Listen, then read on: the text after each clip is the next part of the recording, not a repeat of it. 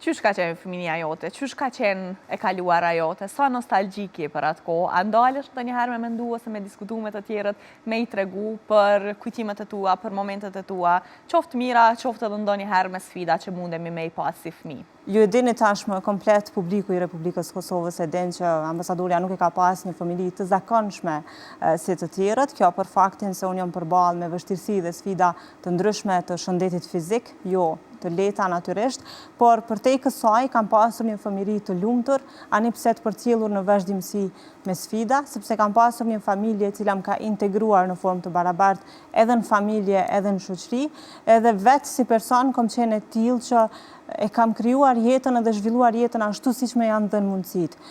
Pa pas parasysh se ndoshta unë një kohë shumë të gjatë s'ka mujt fare me ecë, kam ecë për herë të parë në moshën 5 vjeçare, domethënë më e jashtëzakonshme se sa fëmijët e tjerë. Pastaj edhe kur kam filluar me ecë, sfidat ishin të jashtëzakonshme, kisha deformitete, nuk ishte normale gjithçka. Po përtej kësaj kam bërë një familje normale dhe të lumtur, me ato lodrat e vogla, me shoqëri, e rrethuar me motrat, me vllaun, me dashninë e prindërve, çka ndoshta mua më ka mbajt të gjallë në jetë, në aspektin e personalitetit të brendësisë sime, edhe natyrisht fort për të kalu gjitha sfidat që më kanë përcjell pastaj gjatë gjithë jetës.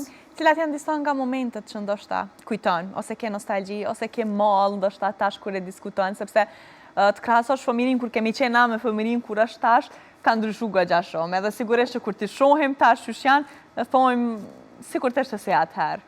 E vërtet, ne kemi pas konsideroj një familji më reale se sa sot. Nuk e di pse sot gjithçka po më duket teknike, teknologjike, edhe familja e fëmijëve të sodit, me qenë se gjithçka është e fokusuar tek telefonët, tek pajisjet e mençura, për dallim prej nesh që jemi gëzu me pak, kemi lujt ndoshta edhe me lloç, kemi lujt me gjana të vogla, po që na kanë kënaq. E njëjta gjë, domethënë është edhe për mua. Çka unë kujtoj me shumë nostalgji është momentet kur mamit ja ka marrë fshehur azi shminkat, me u grimu edhe mu duk bukur. Me dal para pasqyrës edhe me u duk bukur.